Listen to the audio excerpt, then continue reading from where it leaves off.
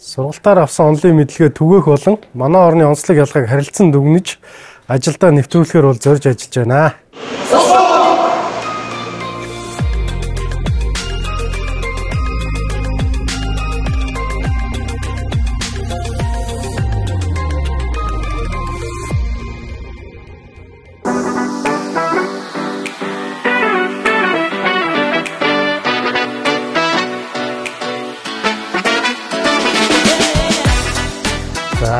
Хөтөлбөрийн талаар сэтгэл гэвэл технологийн чиглэлээр ажиллаж байгаа бидний шиг инженери техникийн ажилчдад ер нь бол нэг тийм дотоод өөрийн гэсэн нэг жижигхэн хүрээлэлтэй өөрийгөө хориод байдаг.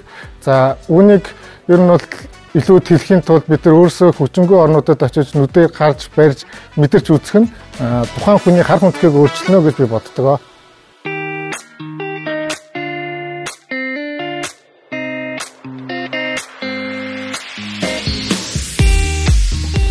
За энэ удаагийн сургалтаар манай баг хэд хэдэн туршлага болж авахар зорж ирсэн. За үүнээс дурдвал аларм менежмент систем, өөрчлөлтийн менежмент, cyber security, хиймэл оюухан суурилсан database менежмент, мөн өөр олон төрөлт SCADA системүүдийг хэрхэн практик нэвтрүүлэх талаар сургахыг зорж ирлээ. Үүний хажуугаар байгууллагада хэрэгжүүлж болох шинэ дэвшилтэд технологи юу вэ үзэж харж судлахыг хичээж байна.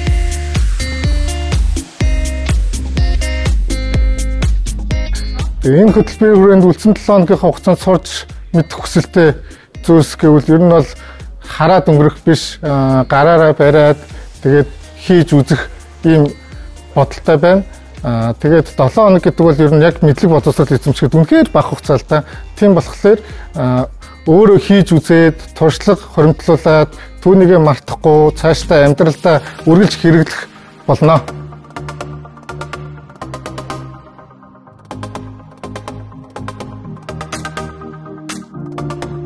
За энэ 7 хоног сургалтаар ахуйн болон үйлдвэрийн хэрэглэнээс гарсан бохир ус цэвэрлэх байгууламжийн технологи дамжлагтай танилцах болсондоо туйлын баяртай байна. За мөн лаг боловсруулах технологийн шаардлага, түүний менежмент, мэдээллийн талаар сонирхож мэдээлэл авах хүсэлтэй байгаа. Учир нь Улаанбаатар хотын урт хугацааны лагийн менежментийн асуудал бол бидэнд тулгамжгүй асуудлын нэг юм аа.